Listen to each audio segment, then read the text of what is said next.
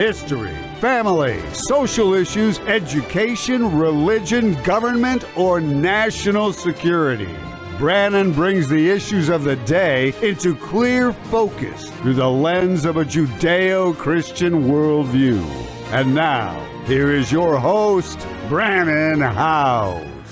Good evening and welcome on this January 24th, 2024. January 24th, 2024. As our beautiful studio dog, Dolly, jumps up to say, hello, America. Hello, America. And welcome to Brannon Howes Live. We are going to be interviewing here in a minute. I'm going to be interviewing Colton Mcabee. Colton Mcabee. He was a sheriff deputy here in Tennessee. He was in a car accident, and that gave him some time off to heal, and he went over to Washington, D.C. to hear the President Trump, speak on the ellipse in January 6, 2021. And then he was told to march peacefully and patriotically up to the Capitol, where he thought there'd be another rally. And pretty soon he found himself with flash grenades being shot at him and other people around him being hit, and then tried to save the life of one of the ladies that sadly died. He's all on video. You'll see it. He ends up being prosecuted, sentenced to 70 months in federal prison. Thankfully, President Trump won and kept his word and pardoned him. We're going to hear from him tonight. What's it like to be in federal prison? What were the conditions like? How was he treated? How are the other prisoners treated? Do we need prison reform? And as someone that had been a prison guard himself and a police officer on that side, and now he's been on the other side, how does he see it now? And what does he say about the need for prison reform? What kind of reform do we need? How did his marriage make it through this? How did other people deal with it? What could he see when he was in the prison? Could he see the outside world and people just going about their day? What was it like to get a family visit or talk on the phone? Did that make things better or make you more depressed thinking about all you're missing out on? These are all some of the questions I want to ask him tonight. Colton Mcabee. He's now out. He's now back here in the great state of Tennessee, home with his wife, Sarah. You remember Sarah was in our studio a few weeks ago being interviewed by J.J. Carroll, almost 3 hours. That is now behind the vault at worldviewtube.com/vault. But tonight you're going to get to hear from Colton yourself, Colton Mcabee. And then I got a bunch of video clips I want to play of Donald Trump today talking about maybe getting rid of FEMA.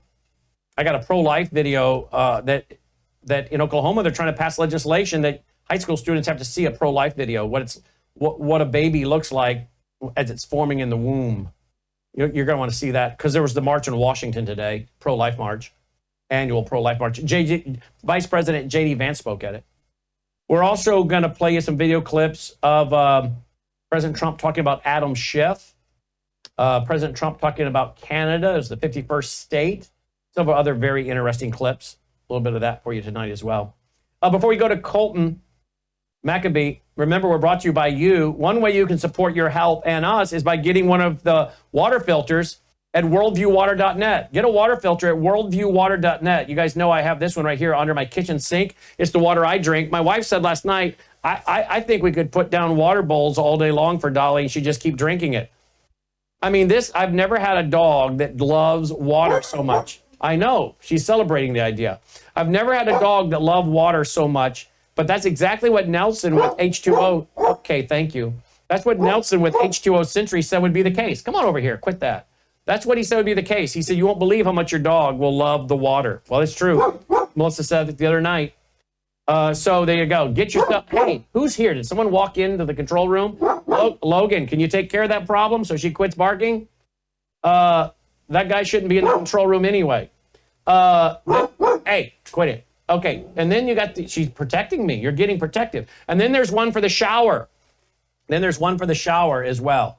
So I have both of those, all right? Worldviewwater.net, worldviewwater.net. All right, to take all these chemicals out of there. There's someone that came into the studio or into the control room Dolly doesn't like. So we've told him not to go in the control room because Dolly does not like them. And that's what we get. Someone broke the rules. I knew she does it every time this person comes around. She's very skittish. She doesn't like certain people. She's a good, Good guard dog. All right, so get your water purifier and get these things taken out of. Yes, I know. Protect your dad. You're only 8-9 months old, but you're doing a good job protecting me already. Get your water purifier and get all of this garbage out of your water. Worldviewwater.net. Worldviewwater.net. Let's see what else. Well, this is hey. This is the worst she's ever been. She's never been like this. All right, Logan, open the door and let her see that guy left. Let's see. What else I got to show you? I know I got something else to show you.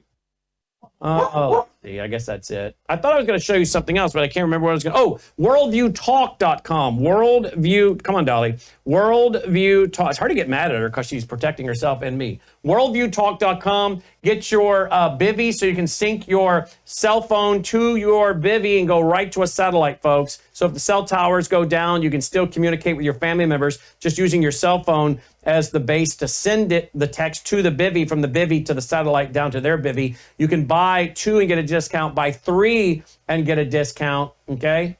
Get a satellite phone if you want. I got one of those. Get a free satellite phone. You sign up for one of their very reasonable monthly plans. And then, of course, they have solar generators as well. I have the Delta Echo 400. Get solar generator as well. Delta Echo 400, okay?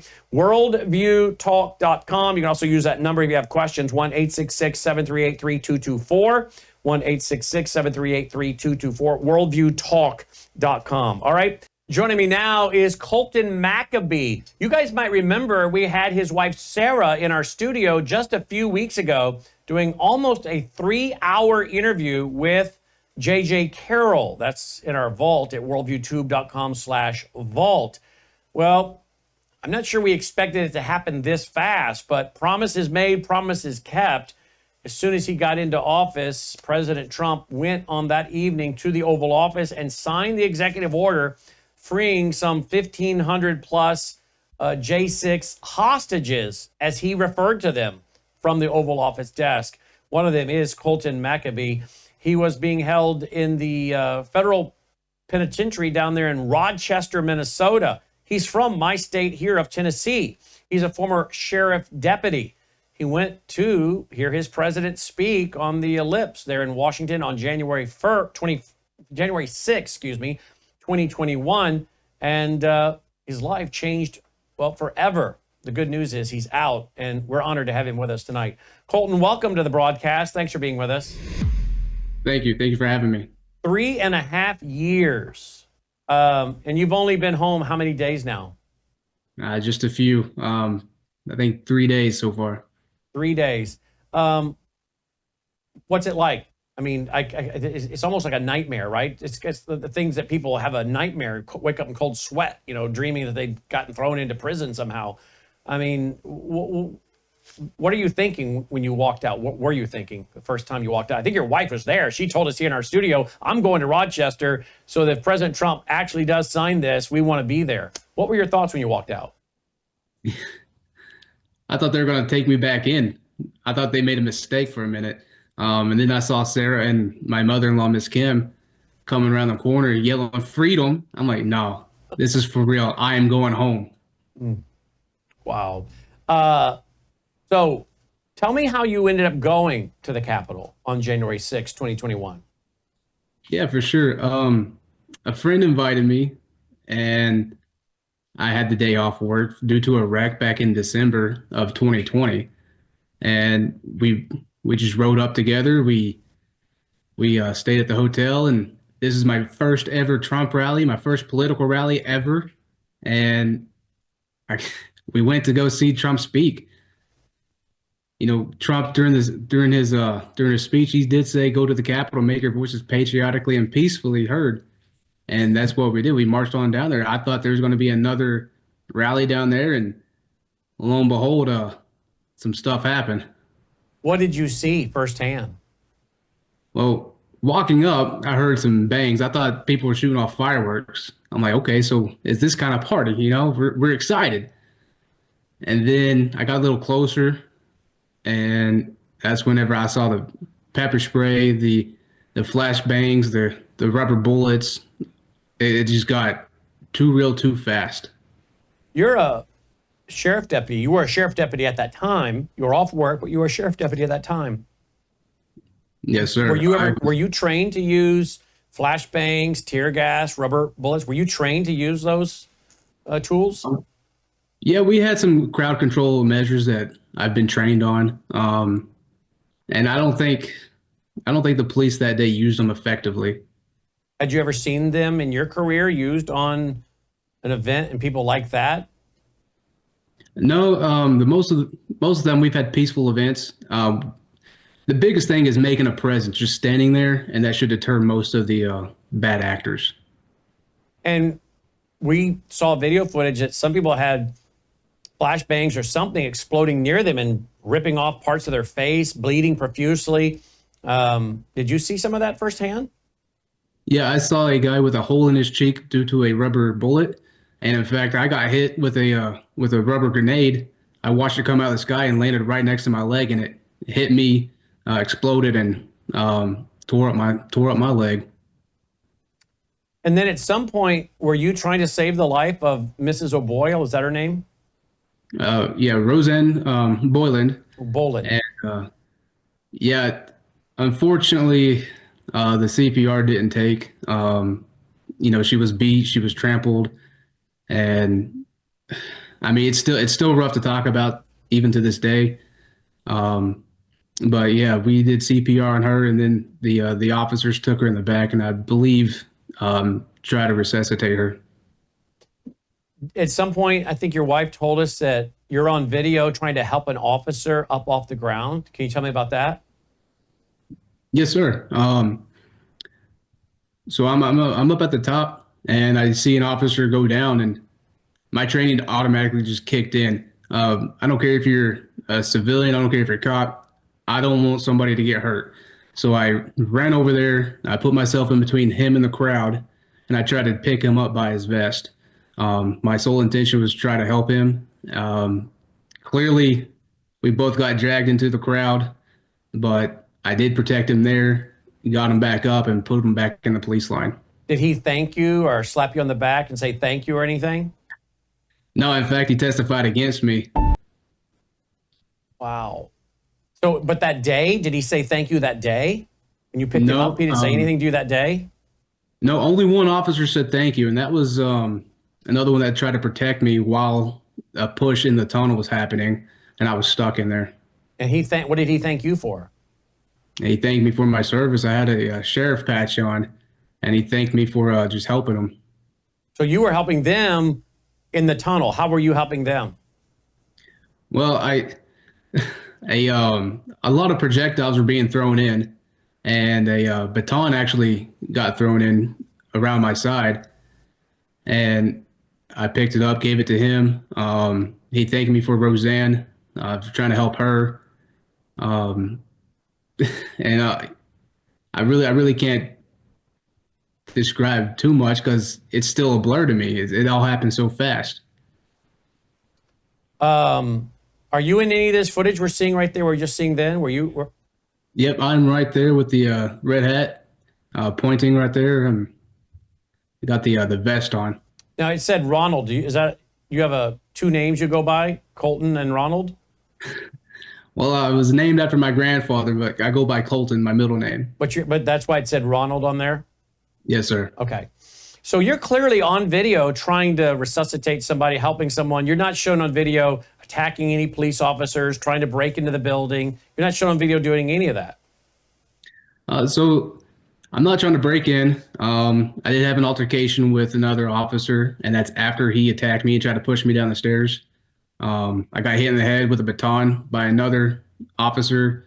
I popped up and yelled at that person, saying, "You can't do that. That's literally deadly force. You're not supposed to hit somebody in the head with a baton." And that's the two altercations, other than being dragged on top of the officer AW. Were you allowed to present any of what you're saying to us here? Were you allowed to present any of that during a trial? I'm assuming you had a trial, or did you just plead? No, I went to trial. I went to trial for two reasons. First, they charged me with assault with deadly or dangerous weapons for my gloves, and then they also. But your gloves. What was wrong with your gloves? They say they were brass knuckle gloves, but they were cheap motorcycle gloves I got off of Amazon. Um, and then they wouldn't let me do the self-defense for, with the other officer because he pushed me and I pushed him back. Um, but they they try to suppress everything. They actually tried to suppress the Roseanne Boylan situation as well, saying it was two separate instances, um, but all happened at the same time. So not all of this footage was seen by a jury? No, in fact, I didn't really see much of the footage till trial, and after trial, we all got to share our footage at the DC Gulag. Um, I've seen other angles. I've seen angles that exonerates me. I've seen other videos that the prosecution has never brought up.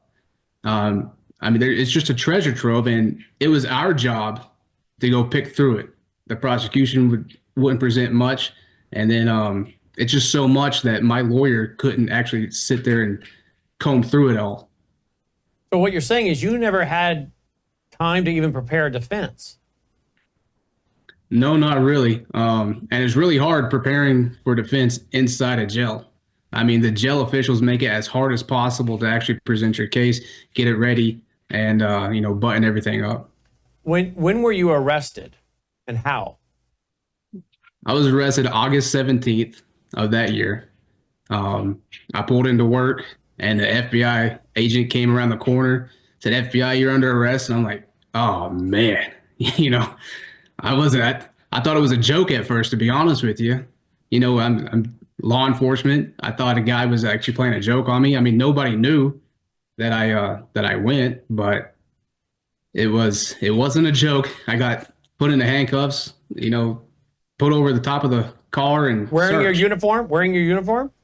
No, at this point in time, I left the force due to some personal reasons, and then I actually got a job in corporate world.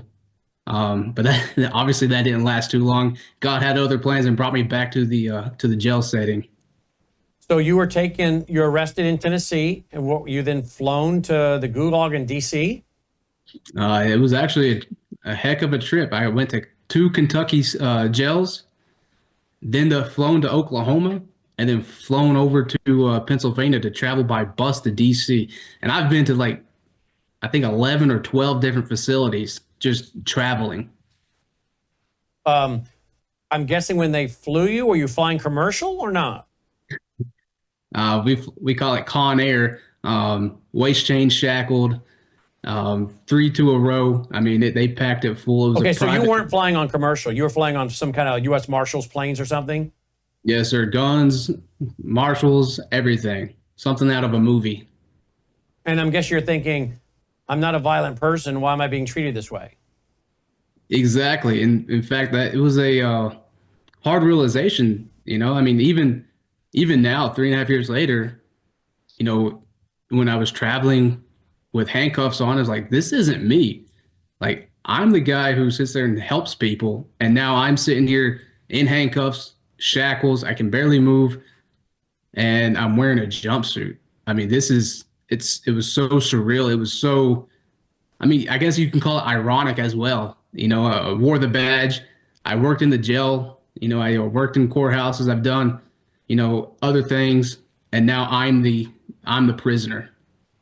How does that make you feel about the system, if you will? I know the liberals always talk about the system and burning down the system and overthrowing the system, but how do you now feel about our prison system and court system? And I mean, I'll take a little pressure off of you. Maybe, obviously, I'm a very, very conservative individual, but I think I come from a Christian worldview perspective, and I just don't see the Christian worldview represented in imprisoning people that are not violent, that have no criminal record or history.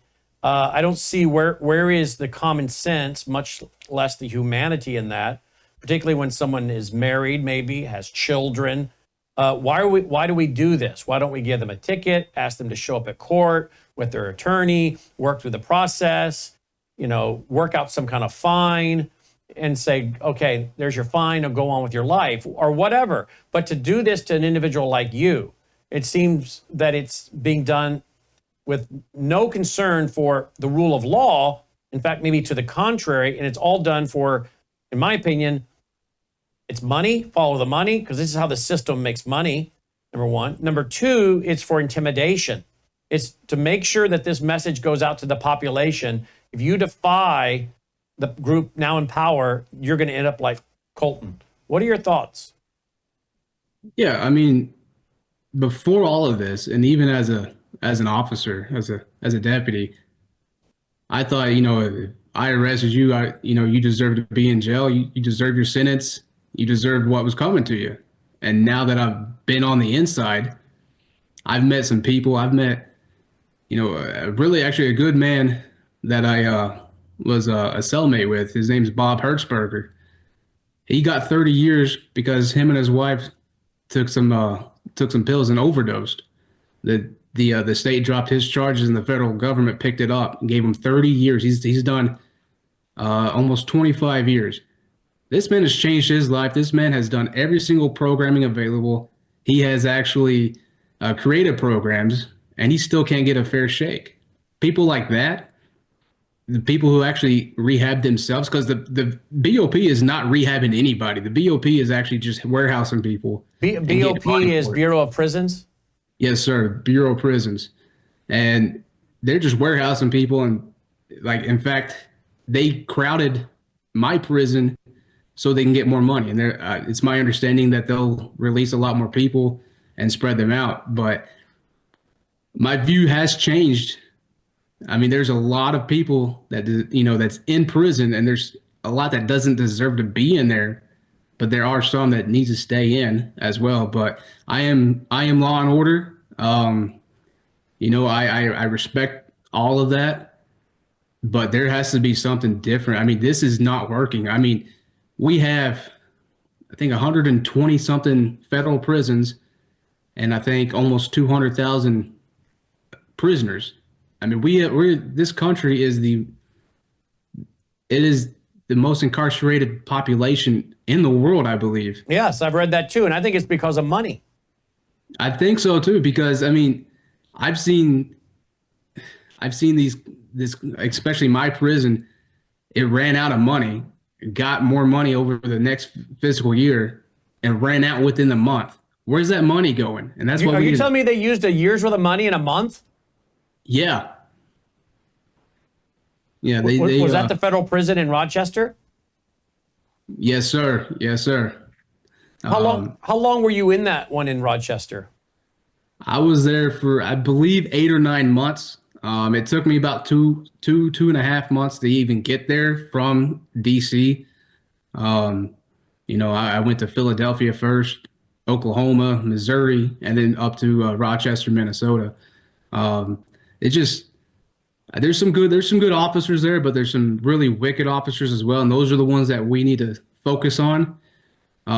The policies we need to focus on. We need to make a change, reform. We need to actually do something because, like I said, they're not rehabbing people.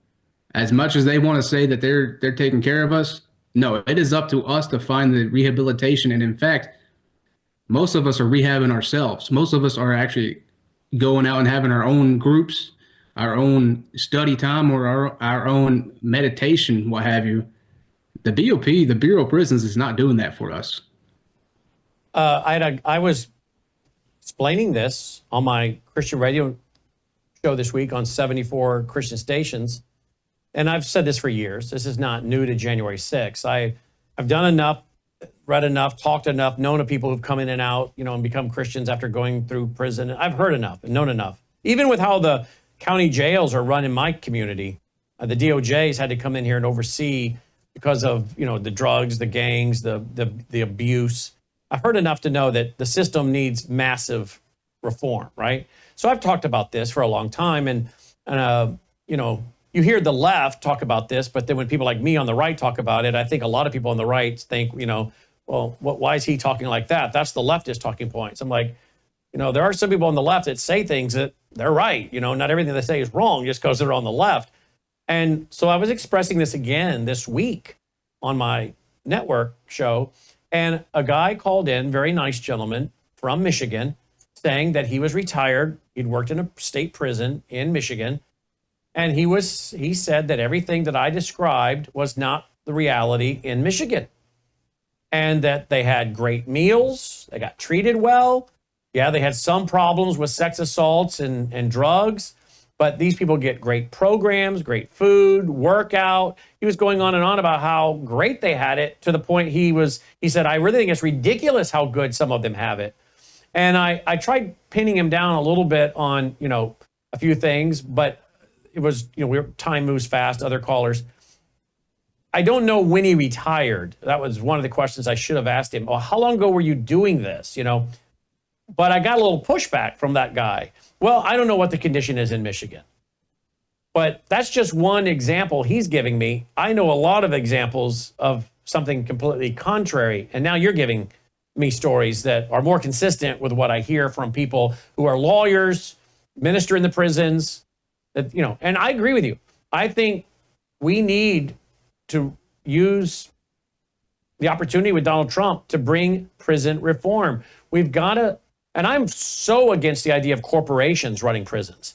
I mean, if it's this bad now and the government's doing it, can you imagine the profit motive if you start letting corporations do it? Colton? I've been an avid opponent of privatized prisons. I do not think that somebody should be paid to warehouse somebody.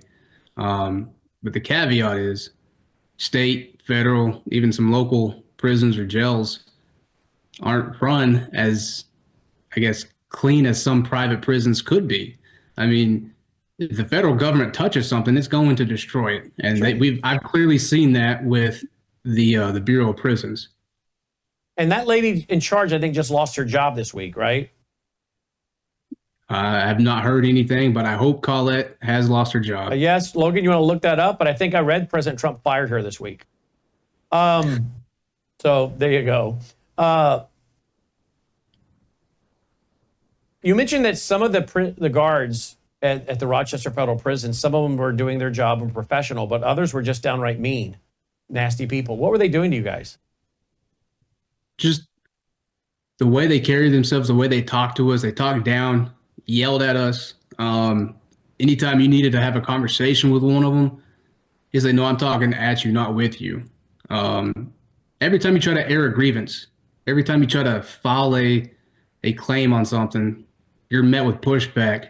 And a lot of times you get retaliated against. I've seen firsthand where a lieutenant, and I'm not going to name his name, but a lieutenant would actually come up to our unit and just start berating us and yelling and throwing profanities. And there's no reason to do that. I mean, we're all trapped up here. We're all grown men. We can have a grown conversation. And I understand it's the atmosphere, but you're just making matters worse for yourself. I mean, after he left, I was overhearing some conversations like, oh, I want to get this guy, or that guy wouldn't do this if he was at another prison. I'm like, this guy is nuts. This guy is insane because he wants to just be somebody. He wants to act like he has authority. And I could see him outside the window after he would do this and just laugh and cut up with the other officers. Like this was a game to him. And it's not a game to us. It's not a game to us on the inside because we are dealing with some of us are in appeals. Some of us are losing our families. Some of us are in a very dark place. It only takes one time for somebody to say something and something happens. And I'm glad nothing did happen, but being on the other side with a badge, I've seen my coworkers do the same thing, and it was not a good outcome. So a power trip for some of them. Yes, sir.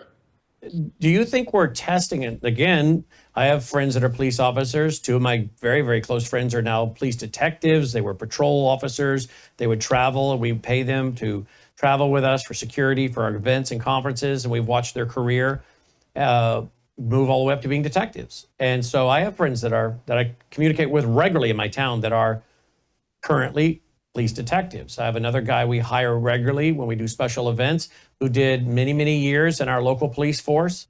He put his time in. He walked into our local grocery store after a former employee came in there and killed a lady and shot others, and he was the first officer on the scene. He went in knowing that he could very well end up dead trying to protect innocent people in my community, in my town, in a grocery store that my wife was headed to when this happened.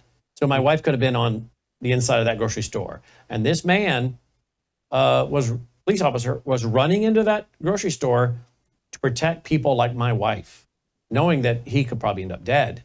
As he walked in the door, he heard the shot where the gunman ended his own life. He had his time in, and he told me after that day, his wife's like, "You're done. You've done your time. You're done." He went and started a security company, and he's provided security for myself and Mike Lindell and others at our events. So I want to be on the record for anyone watching. I have officer friends of mine. If I was anti-police and just unreasonable, none of these people would be my friends. A lot of the stories I know come from them, okay? Police officers that they say should have never had the job. You know, their shotgun goes off and they shoot the roof out of the top of their car, or they're trying to qualify people for DEI or for affirmative action, and the female officer can't shoot the targets, hitting the dirt in front of the target. So they tell me about this foolishness. All of that to say, I believe that we have, and you can tell me whether you think I'm on the right track here, we're not testing people to see if they have the right temperament and the right motivation for the job. And you're ending up, I think, with people that don't have the right mental capacity or temperament to even have these jobs. Would you agree? You're absolutely right. And when I went through my hiring process, I took a psychological evaluation. I took a fitness test. I had to qualify with a firearm. If I didn't qualify, I wouldn't be able to carry it or be on the force. Fortunately, I did all that before DEI was a thing. And I thank God that we are going back to anti-DEI processes. Well, let me ask you about you being pepper sprayed. Logan did just confirm, by the way, that lady was fired as the head of the Bureau of Prisons. She's lost her job. So maybe you should apply. You've got a full pardon, so maybe you should apply. I'm not kidding. There would be a lot of change, yes. Yeah, you should literally apply. You know, we really need someone like yourself that has literally seen it and experienced it. What kind of changes? Let's just say you were asked to be interviewed. What would you say? Hey, what am I going to do? What would you do? What would your goals be as the head of Bureau of Prisons? First and foremost, we're cleaning it up. We're going to get it out, get rid of the corruption. We're going to fix the facilities. They are in disrepair. We're going to fix the food situation. We're going to actually make it edible and make it enough for everybody. We're going to sit there and fix programming. There's no reason why I should take a class to get me out faster on the history of Panama Canal or volcano or climate change. No, we're going to actually do something that actually rehabs somebody. We're going to actually do something for the guys inside. We're going to make it productive. We're going to make it right. We're going to make it where you can work down your sentence if that's possible. These guys have sit there and changed their lives. Now, there's some that's refusing to do that, so we'll have to do something else for those. But the ones who are actually actively trying to change their lives and reintegrate into society, we need to come up with a plan to sit there and help them with that. Help them know how to work a telephone, driving license, do something. Help them sit there with vocational skills and get a job on the outside, because like I'm fortunate that I have the wife that I do, because she has helped me come back home to a lovely house. I got a phone. I just drove for the first time in forever. But some of these guys have nothing. And some of these guys are going to be lost when they get out. And we need to help them become productive members of society. Is it almost, Colton, set up for failure? And I've talked about this on the air. And it's so gratifying to interview someone like yourself, who came from the law enforcement side and then went through this, because without that law enforcement side, people could say, well, he just is got a problem with authority. He doesn't like cops. No, you were a sheriff deputy. So you are a perfect spokesperson for this issue, right? And I have said again and again on my radio show, it seems like this is set up for failure. And if it's really about follow the money, then it is set up for failure because you want these people coming right back. How does someone go on with their life after they have done their time and paid their debt to society, as we call it? How is it beneficial to them, or have they paid their debt to society if it's still on their record? I mean, if they have paid their debt, should it not be on their record? Should they not be able to go ahead and go vote? Should they not be able to get a job, get an apartment, have credit? But I know guys that come out of, even doing a few months in county jails with some kind of record, drug possession or whatever. Now they can't get a job. Now they can't get an apartment. They can't get a lease on an apartment. How do you expect people to go on with their life? At some point, you're pushing them to go and say, well, the only thing I can do for a living is to go and be involved in dealing drugs on the street to get cash, to pay cash to some slumlord to get an apartment. You're setting people up for failure. Am I wrong? You're 100% right. Also, they release you back to the same area. A lot of these guys are going to go back to the same area, hang out with the same people, and get wrapped up in the same thing that got them in there. And we should be able to give them an option to go somewhere else. I mean, and we haven't even touched halfway houses. That in itself, to me, is a joke because they're always saying they're full. So sometimes you can't even get out. You'll have to sit there and do more time than what you're allotted for. I got put in for 5 months halfway house. Fortunately, President Trump pardoned me before that happened, but we were concerned whether Nashville was full or Knoxville, Chattanooga. I might have been out of state. I don't know. However, when I got back here, I actually had a good background, good friends, good family, and I didn't do anything illegal. So the only thing I'm doing now is trying to find a new career field, and a lot of these guys can't do that. They are stuck in the system, and it's a revolving door. You get out, you're on probation, you do something, a little messed up here and there, maybe fail a urine test, and that's on them. They should be, in trouble for that. But these guys don't have any options. So how many guys in prison did you come in contact with, Colton, that were there? And if you do know a percentage, how many were there for non-violent crimes? I believe the majority of our prison system is nonviolent, most likely drug charges. And what they do is, with the federal system, they'll enhance your drug charge if they find a gun. You don't even have to use the gun. I heard a story. A guy told me a story when I went in. He got popped for some drugs, and when they raided his house, they found a gun in his safe, and they used that gun and enhanced the charges, give him 20 years. This is the first time offense, too, for this guy. I mean, the federal system, in my opinion, after I've went through all this, lock them up, keep them in there as long as they can so we can get the money for it. So it's like different government agencies trying to validate their existence and their budgets. Pretty much, yes. What are you going to do now? What job are you after this? Do you even want to go back into law enforcement? Well, I don't think I want to go back in the field work where I was what I was doing. However, I do want to do something with reform, whether that's speaking on it, actually boots on the ground in some form and fashion.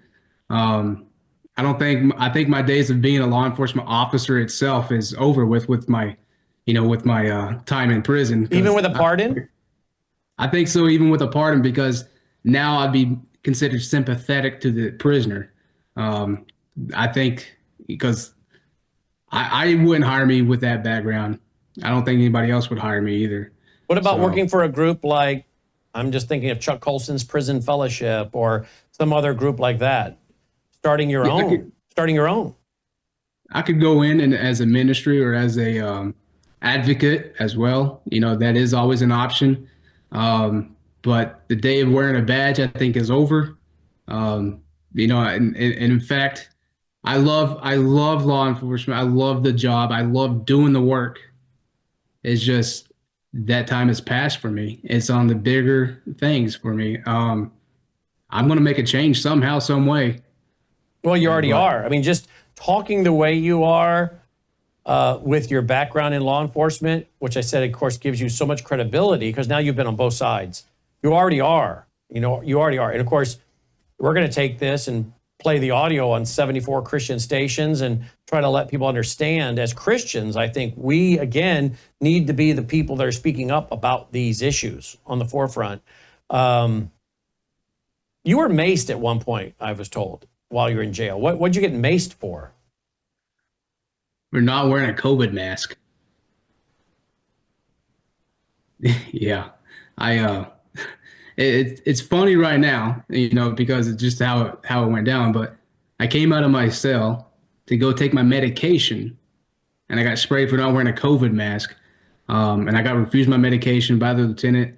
I can't talk too much into it because we do have an active lawsuit against the jail and the lieutenant. Good. So I don't want to say too much, but yeah, for not wearing a COVID mask, I got sprayed.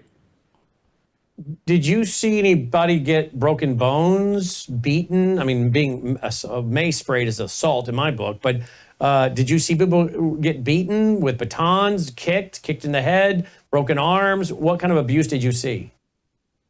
So inside the prison or inside the jail, I should say, I'm not the only one who got sprayed. Another guy got sprayed before I did. People got thrown in the hole. I didn't see a lot of beatings or anything at that nature. But however, I came in at what I call a good time. The guys that were there before me laid down the groundwork and already did the hard part. They suffered the solitary confinement. They suffered the lack of communications and stuff with family. They did do extended lockdowns for us, early morning strip searches, cell searches. I mean, they did a lot of psychological stuff to us. They taunted us, threatened us. I mean, some of the officers even told us that they wish we were in general population so we get stabbed by Black Lives Matter and Antifa. I mean, this is a sadistic place that I was in DC. But that made us stronger. We came together as a unit. All the January 6ers were together, and out of that we forged a bond. And in fact, since I've been out, I've already contacted 4 or 5 of the guys that I was with, and we just can't believe that we survived all this. And it's more of a psychological thing right now instead of a physical thing. Do you think there's going to be a movie? Do you think we're going to see some conservative, group of guys come together and make a movie about you guys and your story and your life? Because I think they should. I sure hope so. That's one of those hidden passions of mine is, being in a movie or acting or even being part of something like that. But I hope somebody takes up the charge to make a movie about it. If they need any information, you can call me, and I know some guys. How long were you in the DC Gulag? I was in DC for a little over 2 years. Could you see outside? I could see outside into the a cemetery. The jail cemetery? No, it was a private cemetery. It's owned by some family. It's huge. I think it's called the Congressional Cemetery. But people would go in, walk their dogs, jog around. I mean, it was more of a park with headstones. So it was kind of weird, but at one point, if I looked correctly outside the right window at the right angle, I could see Freedom Corner down there where Mickey does the vigil for Ashley. So you could see people down there? Yes, I could. Could you see any monuments that you would recognize from there? No, we were too far back. I think I saw the top of the Capitol Dome, but we were miles away. So I believe it was the Capitol Dome, though. I can't imagine the depression. Maybe you didn't struggle with depression, but I would have to assume there were guys in there that did.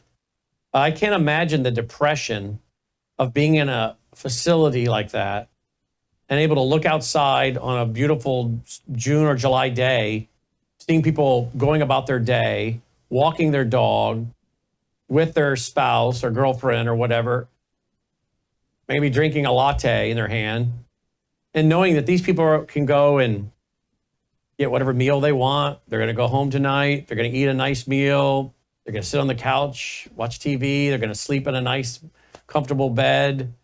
I mean, did you ever contemplate that it's so surreal that I'm here watching this and watching them, and these people have no idea how I'm suffering, and they have no idea how good life is for them? Did you ever think this way? Yeah, in fact, I thought about it a lot at almost every facility I was at, especially DC. And they looked like they would ignore us, like we didn't exist. And maybe to them, we were just a building. I mean, they couldn't see inside, but we could see outside. Just it goes to show you that people, just live life, and life goes on while you're sitting in prison, sitting in a cell for 23 hours a day, and it was difficult to actually come to terms with, hey, time hasn't stopped. You are getting older. You are losing, precious time with your loved ones. In fact, I had several family members die while I was on the inside. Obviously, I couldn't go to the funerals or anything, but life does go on, and it does take a psychological toll on people. How about depression? Did you struggle, or know guys that did struggle with depression? I struggled. I know a couple other guys struggled. In fact, God and I got really close, and I was angry. Why did I survive a wreck just to go to January 6th, just to go to prison? I had a tough conversation with him, and he told me, be still, know that I am God, and I am with you, and I'll never forsake you. And, in fact, I wasn't the best Christian before I got incarcerated. And, a lot of people find God in prison, find God in jail and stuff. But this was something else. I mean, I already knew he was my savior. I was already saved, at a young age. But with God and with Sarah, I made it through. I won't keep you too much longer, but the stories you could tell, I'm sure, are immense. You were sentenced to 70 months. Were you guys following the election in there, knowing that if Joe Biden wins, or excuse me, at this time Kamala wins, we're all doing our time. But if Donald Trump wins, there's a chance we could get pardoned. So were you guys all watching this election from inside with these as your thoughts? Hey, we could be out as soon as January 2025, or we could be doing our whole time. Yeah. Now I was sitting in, now I'm at the prison at this time. So I'm sitting at the rec room where the TV was, watching the election. I was doing calculations, Trump needs this many votes, or this state needs to go his way. And, a guy actually told me, this is not going to be called tonight. I said, yeah, it will. I have a feeling it's going to be called tonight. And so I'm like, they recall us for count for us to go to bed. I'm laying in bed, holding my radio up, trying to find enough signal to hear, the election. And I think it was like 2 or 3 a.m. They called it for Trump. I got up out of bed. I ran down the hallway because I was in a minimum security facility, so we didn't have locks on our doors, so we could go to the day room. I ran down the hallway. I was hollering. I did 50 push-ups just because I can, because I knew I was going home. Wow. So you knew election night you were going home. Yes, sir. You had that much faith at that point that Donald Trump said on the campaign trail he's going to pardon you, and you believed him then. You didn't think that was just a campaign promise. You believed he was going to do it. I sure did, because, promises made, promises kept, just like his first term. And, we showed loyalty to him, and he showed loyalty to us. So at that point, you started counting down the days, I'm guessing. It was the longest amount of time that I've done between the election night and inauguration. Now, you're in Rochester, Minnesota. You said you had a radio. Were you just scanning the dial of the radio? Yep. Yeah, I was just turning the knob, trying to get the right signal. Did you turn the knob often looking for programming? Yes. You know that I air on a terrestrial station in Rochester. Did you ever run across our show at 1 o'clock to 2 o'clock Minnesota time?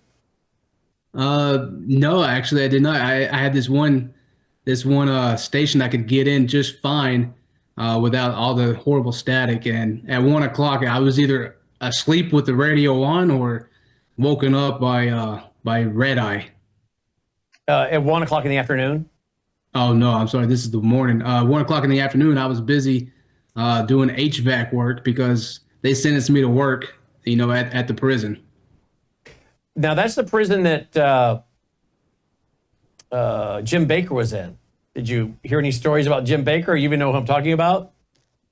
I've heard the name Jim Baker. I haven't met the guy obviously yet, but I did not know he was there. Yeah, he was a 1980s televangelist that did time there.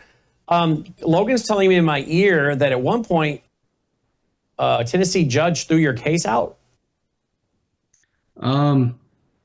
So when I believe, if this is what I think it is, when I went up for bond, my magistrate judge here in Tennessee said I acted in self-defense. There's no crime here. Give him bond.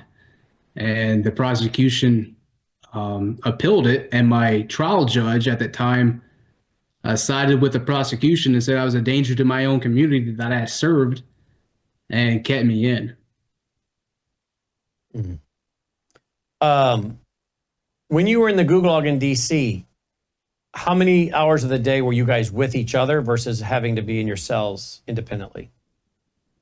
When I got there, we did a thing called tier management. So half of us would get out for a few hours a day, then we get put back up for the rest of the day, and they would come out. The second time I was there, we were out pretty much the entire day because the officers started seeing that we were actually real people. We were humans, and we weren't these so-called terrorists. So they would actually help us out and give us some extra extended time.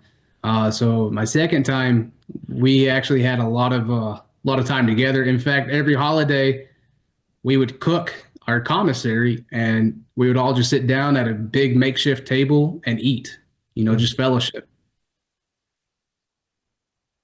Did you ever have ministers come in there, pastors come in there? Were you able to have Sunday services or anything? Yeah, so there was a minister that was coming in for a while, and then he just stopped coming. But we got to go to a church service twice by mistake. They brought us down because we weren't allowed to mingle with any other units or any other inmates there. It was just us to keep to ourselves. We were on administrative segregation. So what we actually did was we formed our own Bible studies. And is there a ministry, do you think, for people watching now? Is there even the way to send Bibles, Christian books, Christian literature to these prisons and jails? Yeah. So I know with Rochester, and I think this is now with the all BOP, you have to send it by either Amazon or a publisher straight to that person. You can't just send it in and hope it gets to somewhere, because my chaplains at Rochester, they just had Bibles there, but they weren't active of giving them out, and they weren't active of saying like, hey, you can take this if you want it, or here, find this. I'm going to help you here. They didn't do that. So if you want to send something, I suggest you find a guy on the inside and say, hey, look, I'm going to send you the book. Do you know anybody else I can send you the Bible? What about talking to your wife? How often were you able to communicate? I hear some of them had iPads. I saw videos. People were making videos inside these jails. How were they getting away with that? Were they contraband, or do they now give you iPads in prison or in jail? So they have this thing called the tablet. It does not have texting or video visit capability. The females prisons have video visits, but none of the male prisons do. So it's probably contraband that they got in. But I got to speak with my wife once a day for 15 minutes a day. That's how I handled my marriage, was 15 minutes a day. It was rough at first, but we got through it. I could email from the computer on Coors links. But how often could you get to that?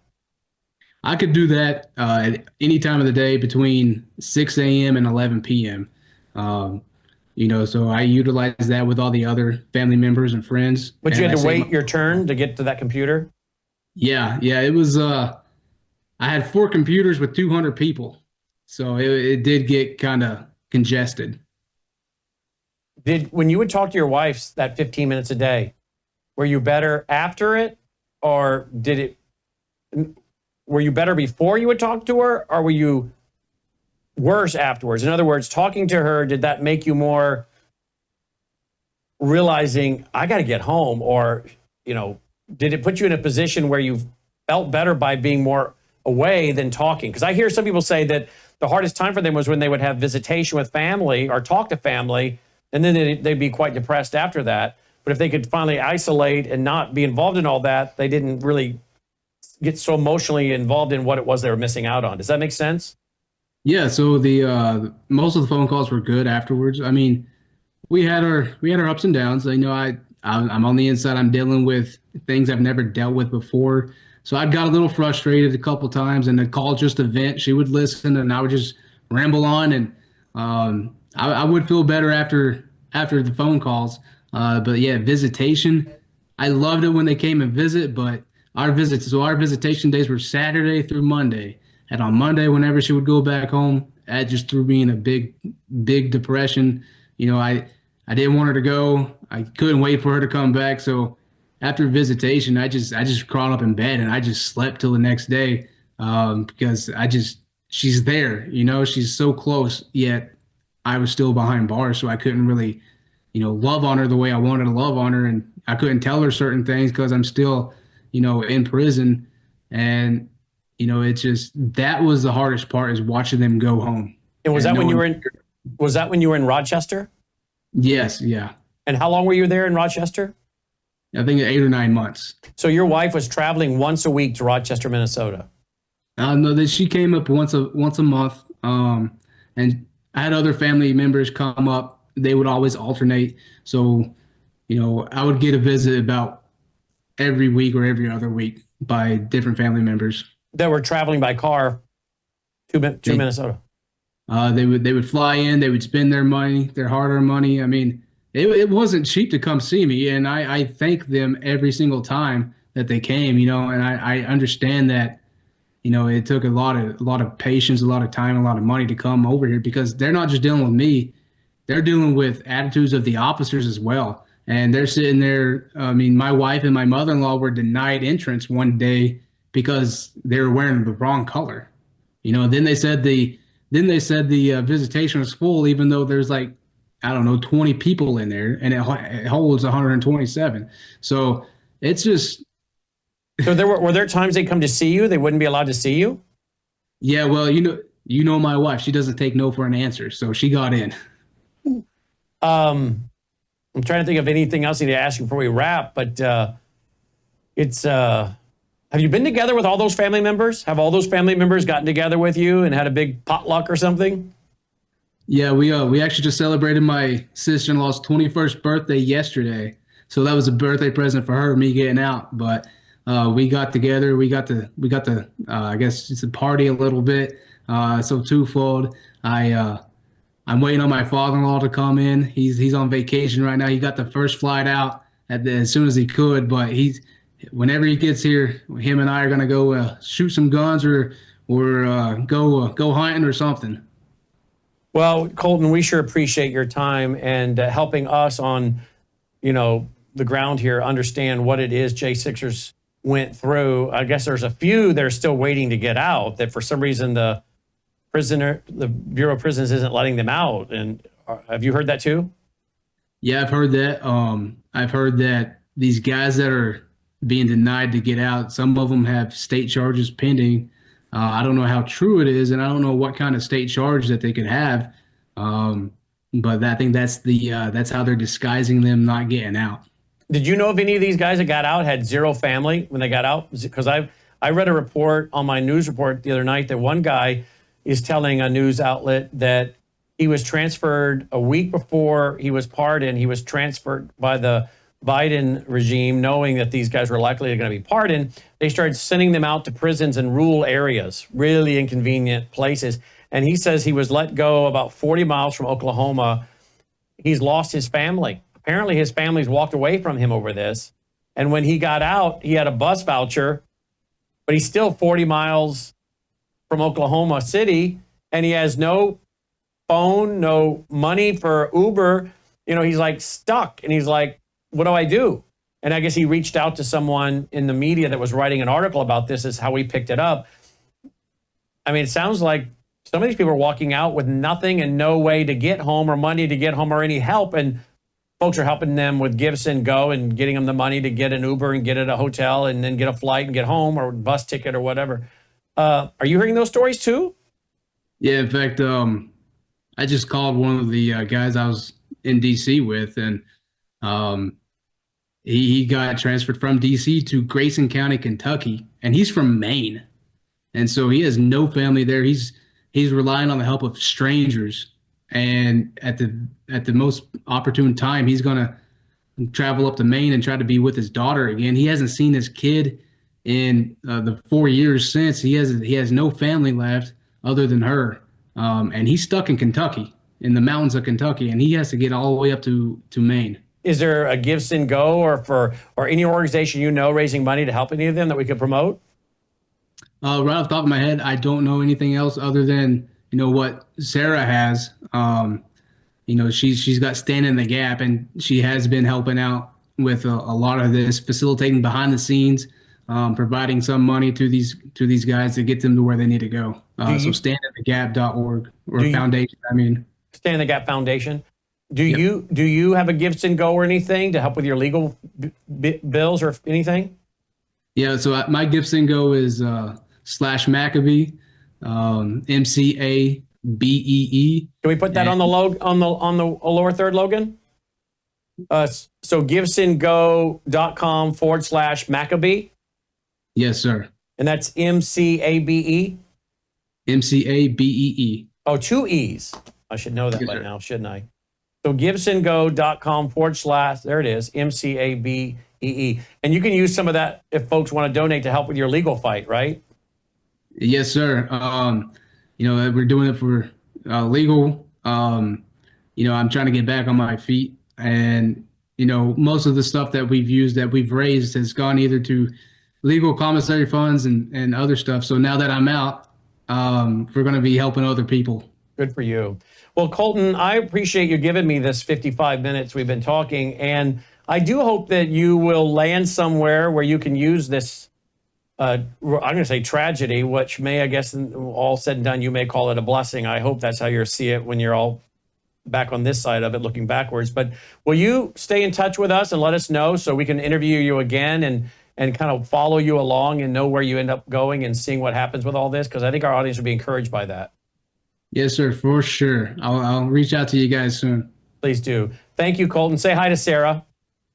Yes, sir. Thank you. And your mother-in-law, Miss Kim. Say hi to her as well. Yes, sir. Will do. Thank you. Thank you, Colton. Colton Mcabee checking in. What a story, folks.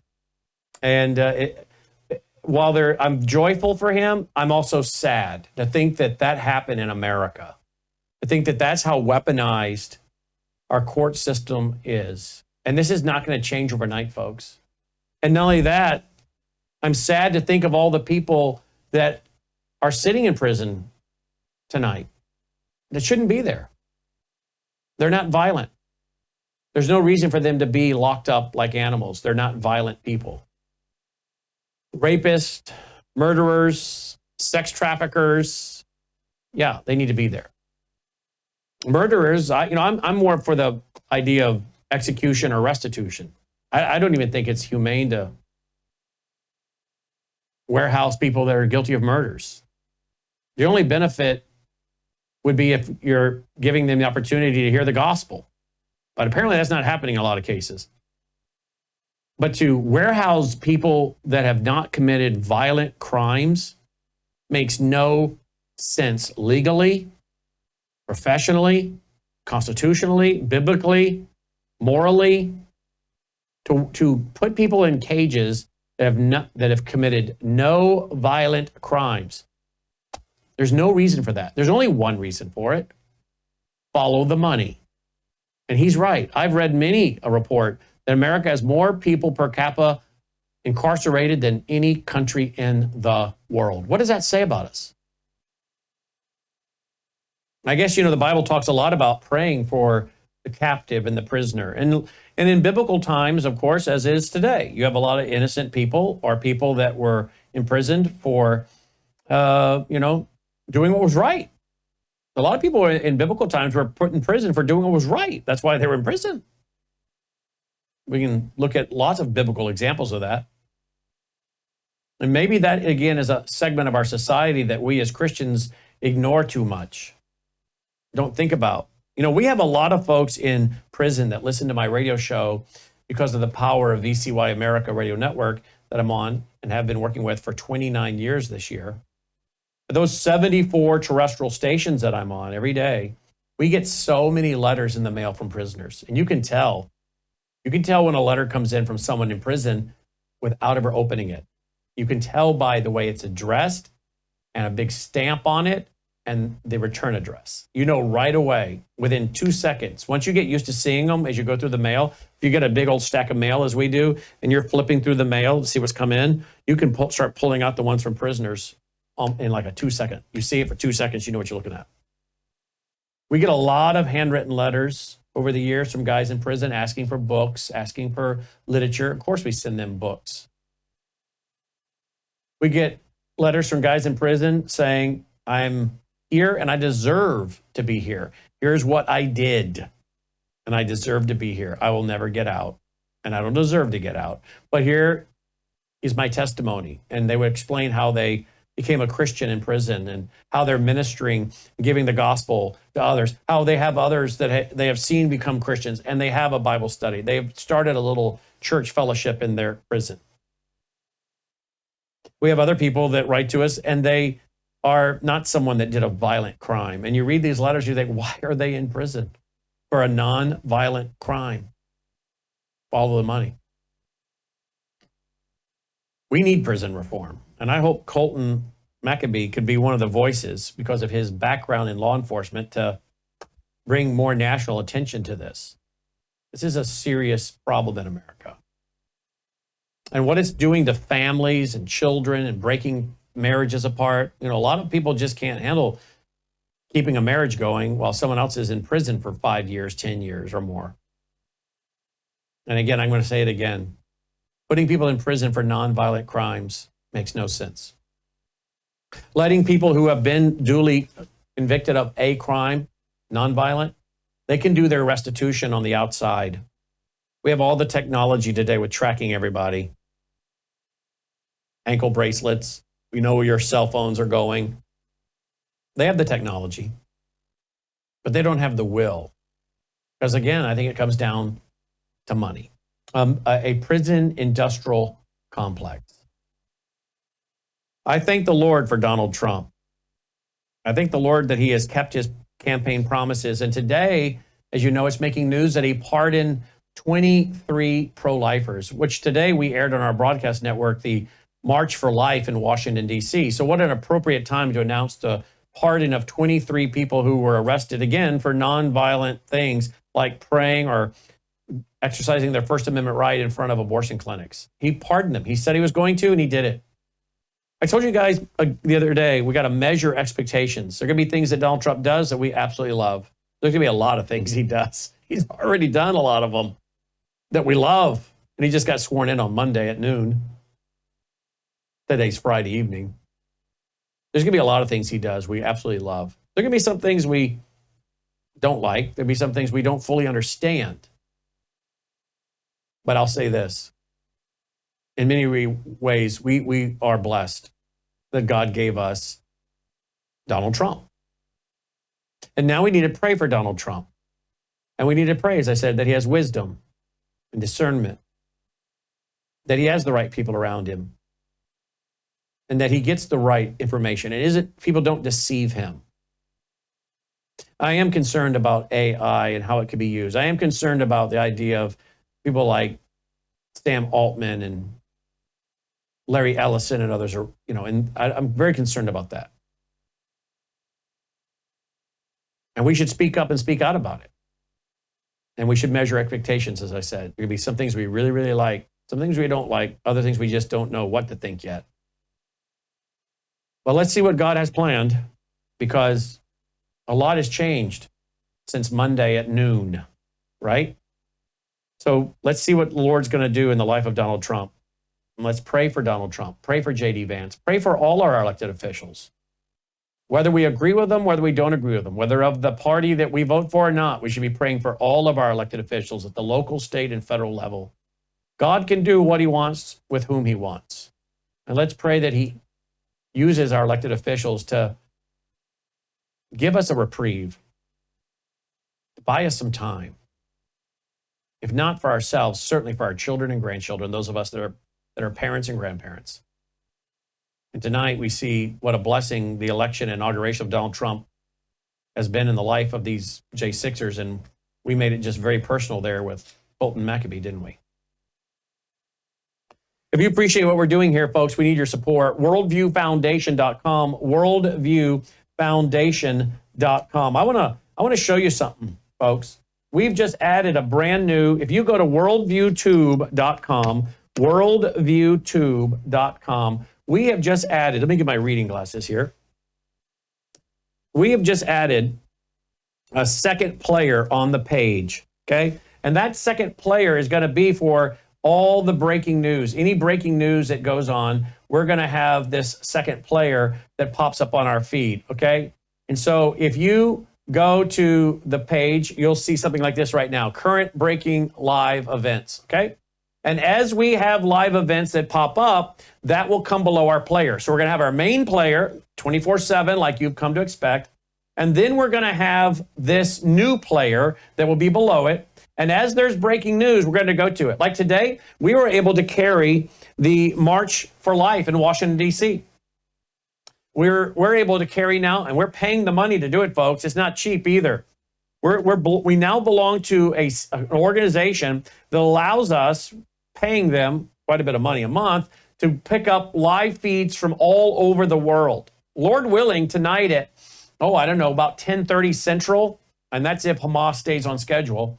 But right now, about 10:30 Central, we should be able to go to one of the live feeds we now have the legal rights to carry of what's happening with the prisoner release in Israel. Now, again, I can't promise you it'll go off at 10:30 Central because they may get behind. But we have the ability now to follow President Trump all over the country. As he went today to North Carolina, we could carry that. California, wherever he goes, we can now follow all of that pool footage. We're paying quite a bit of money a month to grab that. And I can anchor it right here from the news desk and show you all over the world. Again, we do this with your help. Look at how much we have grown. I built this Worldview Tube network in June of 2006 off of my 35 years doing radio, TV, and then went to Worldview Tube being live TV. Look at how much we've done together, folks. And we're always adding new features like this brand new one. But it takes resources to do it. This live feed thing we're doing is about $1,300 a month for that. So again, the more you support us, the more we can do. Worldviewfoundation.com. Please consider using that mailing address on our website if you'd prefer to send a check. Worldviewfoundation.com. Worldviewfoundation.com. Let me show you one of the clips today from President Trump's trip to North Carolina. He says that FEMA may be done. He may be done with FEMA. I think FEMA needs to go. Listen to this. I'll also be signing an executive order to begin the process of fundamentally reforming and overhauling FEMA, or maybe getting rid of FEMA. I think, frankly, FEMA is not good. I think when you have a problem like this, I think you want to go and whether it's a Democrat or Republican governor, you want to use your state to fix it and not waste time calling FEMA. And then FEMA gets here and they don't know the area. They've never been to the area, and they want to give you rules that you've never heard about. They want to bring people that aren't as good as the people you already have. And FEMA's turned out to be a disaster. And you could go back a long way. You could go back to Louisiana. You could go back to some of the things that took place in Texas. It turns out to be the state that ends up doing the work. It just complicates it. I think we're going to recommend that FEMA go away. I'll also be... Well, good for President Trump, and I hope they do go away. I think it, unfortunately, has now become inept, but I think it's become a potential for persecution of people, right? Let's talk about what's going on with Canada, the 51st state. Here's what President Trump said today. I would love to see Canada be the 51st state. The Canadian citizens, if that happened, would get a very big tax cut, tremendous tax cut, because they're very highly taxed. and you wouldn't have to worry about military. You wouldn't have to worry about many of the things. You'd have better health coverage. You'd have much better health coverage. So I think the people of Canada would like it, you know, if it's explained. But just to start off, they'd have a massive tax cut, and they'd have a lot more business, because then it would let business go to Canada routinely, and there'd be no tariffs. Well, there you go. So I don't know what's going on here. I don't know what he's positioning for, but he is positioning for something, and we'll see what it is he's positioning for. I don't think it's a North American Union. I pray not, but it is something. I'm trying to figure out what it is he's trying to get to, other than maybe just a good deal when it comes to tariffs and whatnot. But we'll see what comes of this one. Let's see here. What else we got? Let's see. Oh, here we go. Here we go. This is a good one. President Trump today talking about California, and he wants to help them out. But before he helps them out, he needs to see a couple things. And again, he's using his power of the presidency and leverage to get deals done. Art of the deal here. Listen to this. I want to see two things in Los Angeles: voter ID, so that the people have a chance to vote. And I want to see the water be released and come down into Los Angeles and throughout the state. Those are the two things. After that, I will be the greatest president that California has ever seen. I want the water to come down and come down to Los Angeles, and also go out to all the farmland that's barren and dry. You know, they have land that they say is the equivalent of the land in Iowa, which is about as good as there is anywhere on earth. The problem is it's artificial, because they artificially stop the water from going onto the land. So I want two things. I want voter ID for the people of California, and they all want it. Right now, you don't have voter ID. People want to have voter identification. You want to have proof of citizenship. Ideally, you have one-day voting, but I just want voter ID as a start, and I want the water to be released, and they're going to get a lot of help from the U.S. Thank you very much. And by the way, Melania, talk about style. She has incredible style. I saw her outfit today, leaving the White House to get on Marine One. I thought, man, and I called my wife into the room, because we had the live feed going. We can see a lot of stuff that maybe you guys can't see, because we have all these live channels now. We can pick up camera footage. And I said, honey, look at her. And she said, I love her puffy jacket. She was wearing one of these puffy jackets. So yeah, she is stylish, isn't she? Melania Trump and Donald Trump. Let's see, what else do we have in our list of things tonight? Let's see here. Oh, what is this all about, folks? These are guys that were released onto the mall, or that were on the mall today. I'll just play the footage and talk over it. Now, this is the March for Life.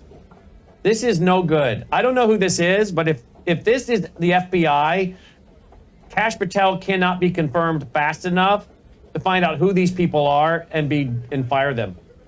You know this. Look at them putting their faces down. A couple of them putting their faces down like that. Why are their faces covered like that? They're all dressed the same. This is some kind of Patriot Brigade, really? Who are the provocateurs behind this? We have seen them show up at all kinds of things. This is nothing but gaslighting.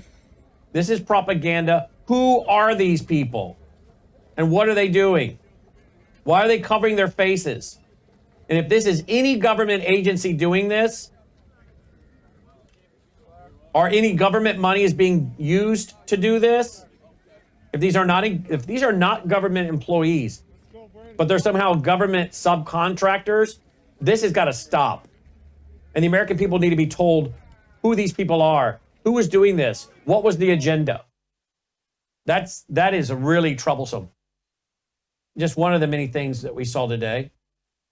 This was Adam Schiff the other night. President Trump mentioned this today, and I'm like, what's he talking about? So I went and looked it up. Here's Adam Schiff before you hear what Trump says about him. Some of his other actions, what happened weakening to him? California water and air quality standards. What happened to his head? Wow. You want to hear what President Trump said about him today? Let me tell you what President Trump said about him today. Here's what President Trump said. And now that you've seen the picture. Senator Schiff hasn't joined you on this trip. It's reported you invited Senator Schiff to join you on this trip and he was too busy. Are you disappointed? I don't know. I was told that Schiff was going to travel with us to California. I wasn't thrilled, to be honest with you. And I saw him last night on television. It looks like he got hit with a baseball bat or something. What happened to him? Something happened to him. It looked like he got hit. It looked like he got beat around. But I'll ask Caroline to find out what happened to him. No, if he wanted to come out, I would have done that. But I don't know. Somebody said that he wanted to come on the plane, but I think he's staying back for the votes. There's some pretty good votes going on. Yeah. All right, there you go. Pretty good votes. We should be hearing any time now, confirmation, if it hasn't already happened, of the Pete Hegseth, Secretary of Defense. Let's see. Oh, here we go. The New York Post and others are posting footage. President Trump, promise made, promise kept, getting a lot of these criminals out of here, a lot of these illegal invaders. I think they went first with ones that have criminal records.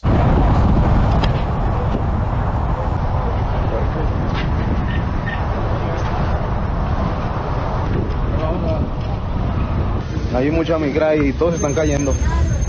No les recomiendo cruzar porque hay un chingo de... ¿A dónde va?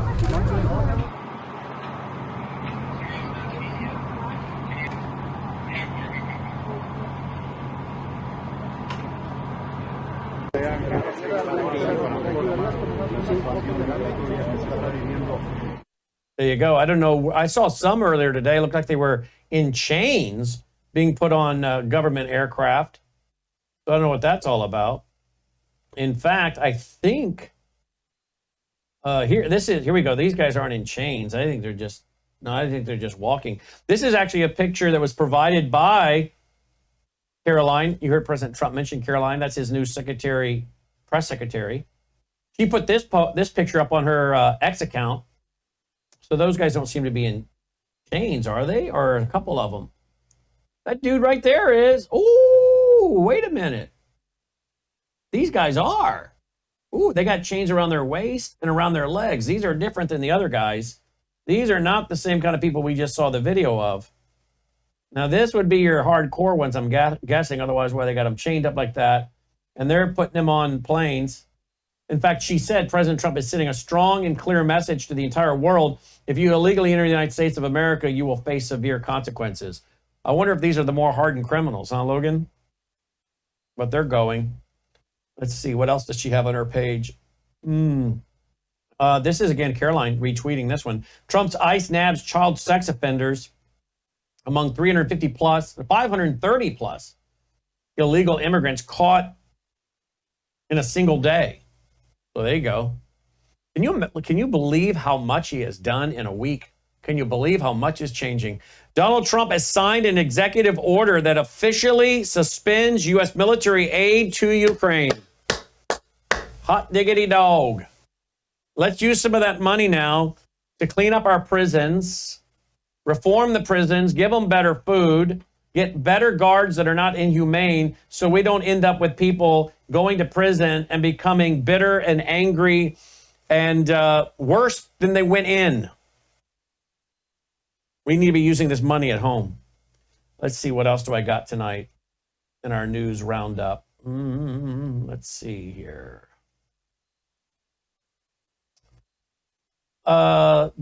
This whole Sam Altman guy, right? Sam Altman.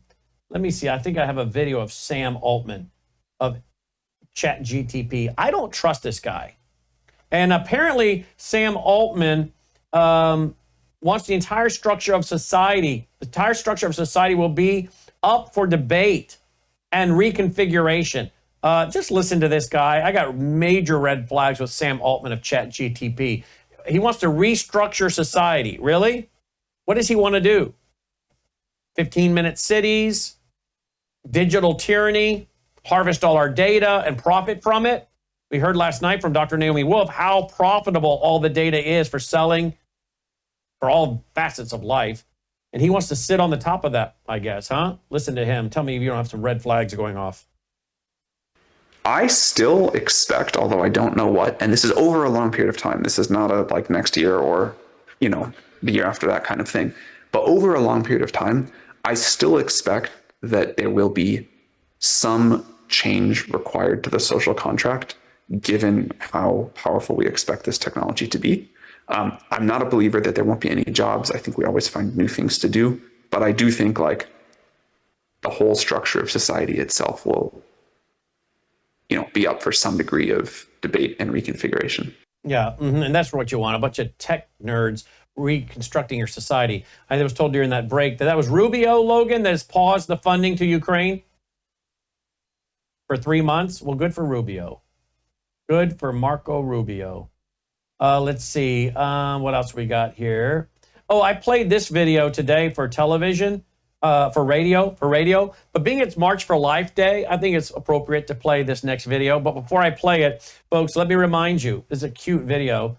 And it's precious, and you're going to want to see it, so don't go anywhere. But before we do, let me remind you, folks, one of the ways you can support your health and us at the same time is by going to melissahousebg.com. Guys, you heard me give the testimonial I gave the other day by a lady whose husband got on it. She's been on it a while. Her husband got on it, and the doctors are asking him, what did you do? We're so excited about our Bella Grace. Upon using the elixir for 1 year in December, I started my husband 6 months ago. We've gotten great annual health exams at age 74. He's been type 1 juvenile diabetic for 49 years. Endocrinologist has decreased his daily slow-acting insulin to half the dosage since starting the elixir, folks, 6 months ago. Also, cholesterol, kidney function, lung capacity, cardio function, all have great test results. Steve's hair's got brand new follicles hair in the thinning portion of his head. Doctors are amazed at his health progress, as well as the dark, flat mole he has had for over 50 years are fading. Those moles are fading in color but to a benign and then drying up before crumbling off entirely. Doctors wanted to know what he was doing different the last year since retirement. He said, my wife started me on Bella Grace elixir, and she gave 3 exclamation points. He's only been on it steady for 6 months. We thank Bella Grace and our dear friends at WVW Tube, Worldview Tube, Melissa, House, Brandon, and staff. There you go. My thyroid meds results are amazing and last 12 months. Also, joint pain in hips and knees are greatly improved. There you go. We get those kind of testimonials every day. Really, we really do. Melissa gets them regularly. melissahousebg.com. Get the elixir. Take it every day like I do. Just rip the package open like this. It's that simple. I take it every day. Sometimes I do twice a day. Rip it open. Roll it up.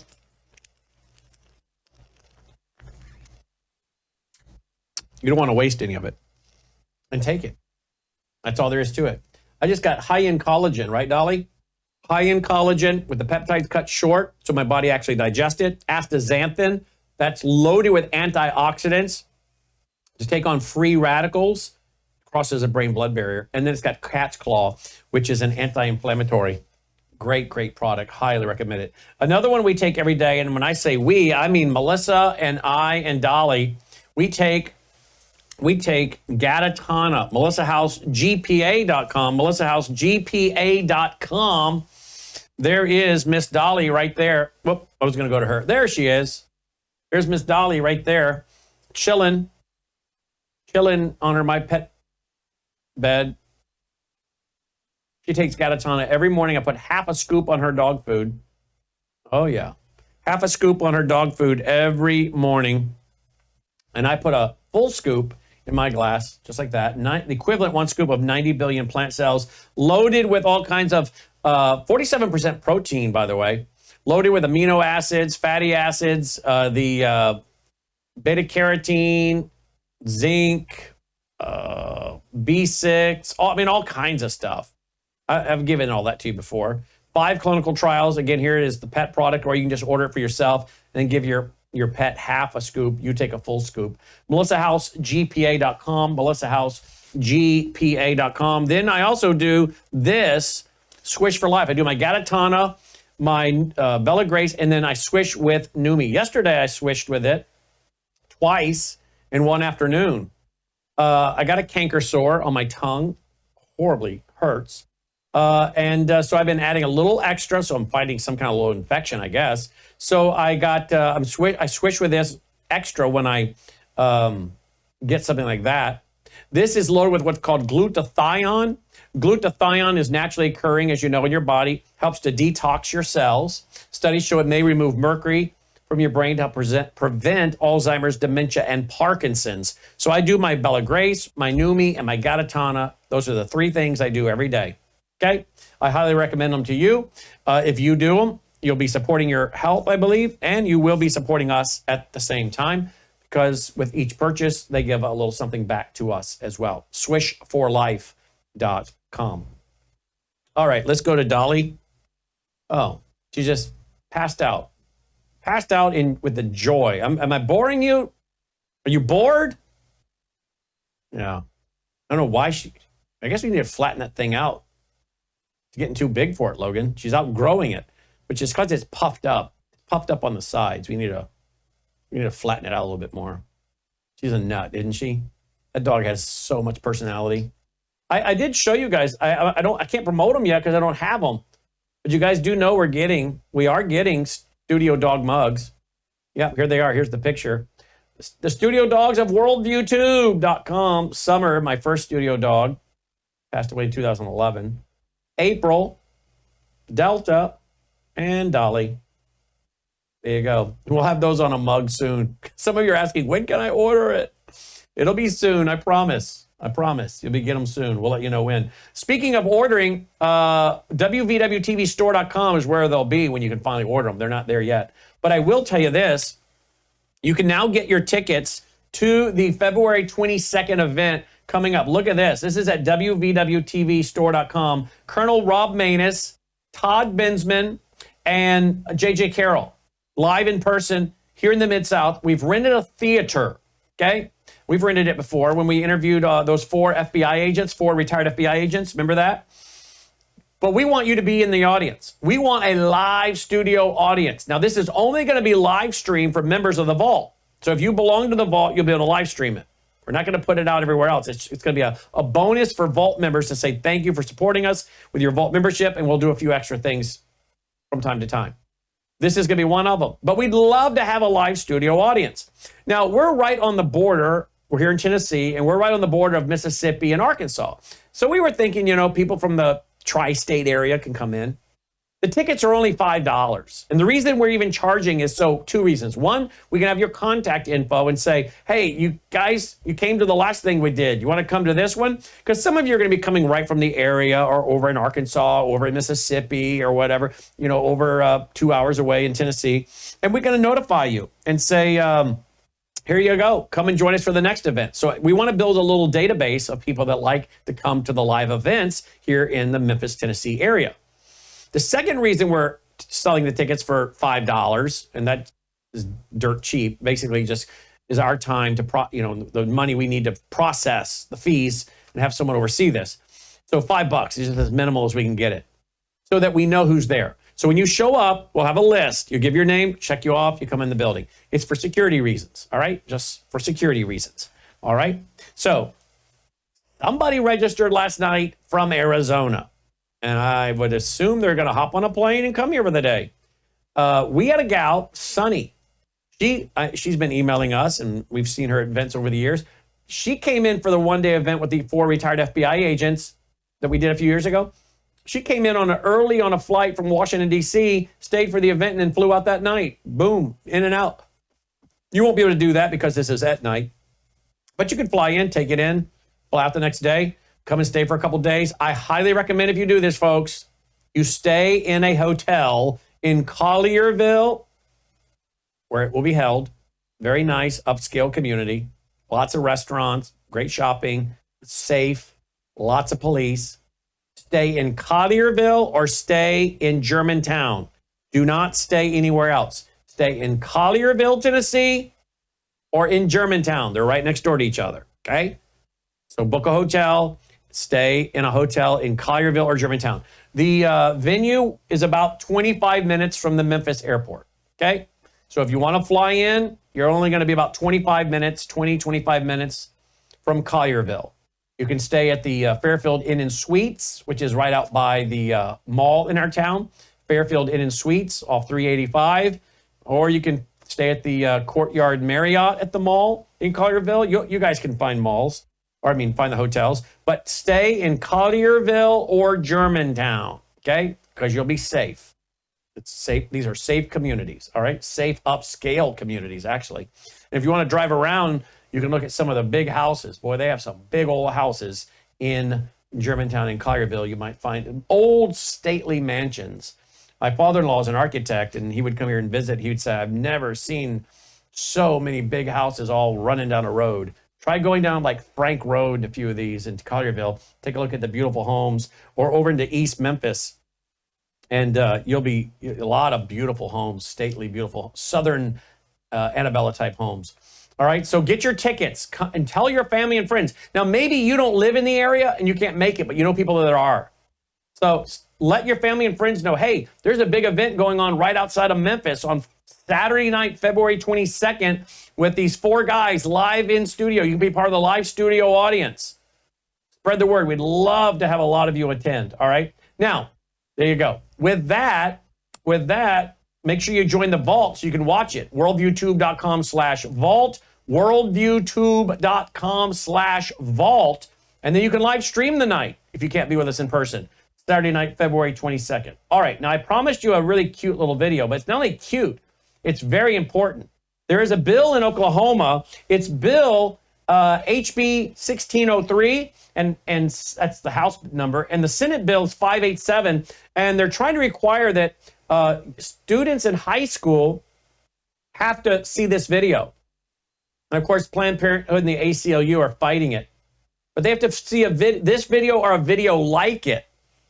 This is, of course, great to show on today being the National March in DC for Life. Watch this very adorable video. I can't help but watch it and think about my kids and think about my granddaughter, and think about yourself. This was you at one time. Here we go.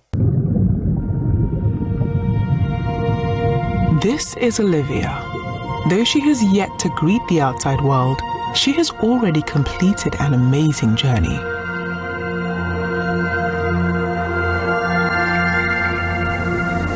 This is the moment that life begins. A new human being has come into existence.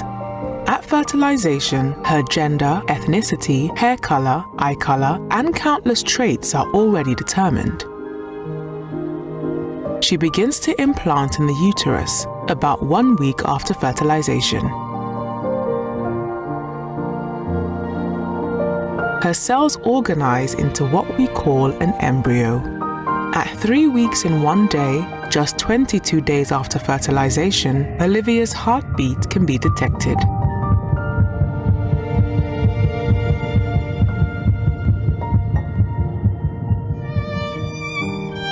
The buds of her arms and legs appear by 4 weeks. She begins to move between 5 and 6 weeks with both spontaneous and reflexive movements. At 6 weeks from fertilization, her brain activity can be recorded and bone formation begins. She can bring her hands together at 7.5 weeks, and separate fingers and toes emerge. She can also begin to hiccup.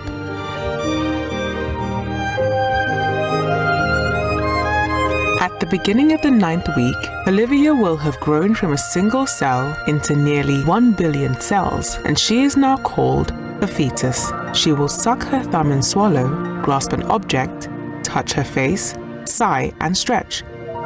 At 11 weeks, she is playing in the womb, moving her body and exploring her environment. Her taste bud cells have matured by week 12, but are still scattered throughout her mouth. Her mother will first sense Olivia's movements between 14 and 18 weeks, an event called quickening. Beginning at 18 weeks, ultrasounds show speaking movements in her voice box. Around 20 weeks, with a lot of help, babies have survived outside the womb. At 27 weeks, her eyes are responding to light. She can recognize her parents' voices and will even recognize lullabies and stories.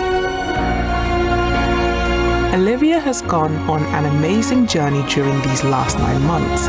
She will soon signal to her mother that it is time for delivery and greet the outside world. Is that adorable or what? Absolutely adorable. Something I wanted to show to you guys today on this day where we're honoring or acknowledging or promoting right to life in the march in DC. Now, before we go, let me just check on something here, Logan. Just give me a second. Let's see here. Let's see what I come up with real quick. Before you show my computer screen, let me make sure it works. I don't want to disappoint anybody, but I think, yeah. All right, show it now, Logan. If you go to the vault, worldviewtube.com/vault, go under the vault where it says library, hover your cursor over the vault, library pops up, and then go down and click ebooks. Look at what's there. There it is. My 1995 book, Reclaiming a Nation at Risk, is now an ebook. I have not had this available to the public for years and years. It went out of print. You can now look and check out the ebook. Download the full ebook. All right, let's do it. There it is. There it is, folks. Forward by Michael Reagan, Reclaiming a Nation at Risk. Folks, this took a lot of work. Look at that, 1995. This took a lot of work this week to get done. And this is where the book where I end up talking about the fact that we'll end up with vaccine tracking systems that will be, I'm afraid, will be used against political dissidents. I predicted that in my book in 1995. I talked about social credit scores like China has. You're going to be blown away by the stuff that I talked about in this book. I say we because I hate using the word I. But you're going to be, I don't want to sound arrogant, but you're going to be blown away by what's in this book from 1995. So there you go. 1995. It's now available as an ebook if you're a member of our vault. Worldview Tube. Oh, look at that. One Nation Under Man. That's my book from 2005. Okay? This is my book from 2005. This has been out of print for years. This book was endorsed by Michael Reagan. It was endorsed by Lee Greenwood, Ronald Reagan's Attorney General Ed Meese. This book is, again, brand new, just got put out as an ebook today. We've been very busy this week. Thank you, Jeremy. Thank you, Jeb. So again, Fred Barnes. Remember Fred Barnes from the Beltway Boys? He endorsed the book. So again, now we've got, this is a very lengthy book on moral dilemmas, how we know the Bible is true. It's taking on the left. The subtitle is The Worldview War Between Christians and the Secular Left. Okay? Check it out. That's an ebook now. I think we need to add my book, Cradle to College, and the New Age Movement is Not So New, and all my ebooks will be in there. This is all in the vault, folks, if you're a member. worldviewtube.com/vault. Pretty excited about that. By the way, I think by next week, we're going to have the video footage of me from 1999 being interviewed by Bill O'Reilly. We're going to pull that off VHS and share that with you guys. A lot of stuff we're adding as we go through our archive of stuff we haven't seen in years. All right. All right. Before we go, I think Dolly should come up and say hello before we call it a night. Come on up. Oh, by the way, I will be back. Sunday night. I didn't get to do my Bible study this last Sunday night. I just couldn't finish it in time. It's getting kind of complicated, to be honest with you, in a couple passages, and I want to make sure I'm being accurate. And so I could have done it, but I want to make sure I'm being accurate, folks. I take this very seriously. It's a big responsibility, and I don't want to teach anything wrong. Look at those eyes. And so we got a good cameraman tonight. That'd be Logan. So I'm going to be back Sunday night with lesson 28 as I teach through the book of Revelation. The book of Revelation, Sunday night, worldviewtube.com at 8 p.m. Central, my 28th 1-hour lesson on the book of Revelation. And if you missed any of it, then it is available in the vault. Worldviewtube. Hey, worldviewtube.com/vault. Have you had a good day? Have you had a good day? Have you been a good girl today? Are you looking at yourself? Oh, you are looking at yourself. Looky there. There you are. There you are. Yeah, you're a good girl. All right, roll the music. Let's call it a night. Don't forget about getting all your wellness company stuff, folks. Get all your medical kits and everything. WorldviewHealthcare.com. Well, you're yawning a lot. You've been sleeping, haven't you? WorldviewHealthcare.com is one other way you can support yourself and us. WorldviewHealthcare.com. You're looking at yourself. WorldviewHealthcare.com. You gonna bark at yourself? You gonna growl at yourself? Who is that? That's you. All right. Hope you guys have a great weekend. Thank you guys for all your prayers, your support, and for just being so good and kind to us. Thank you. May God save America. Take care.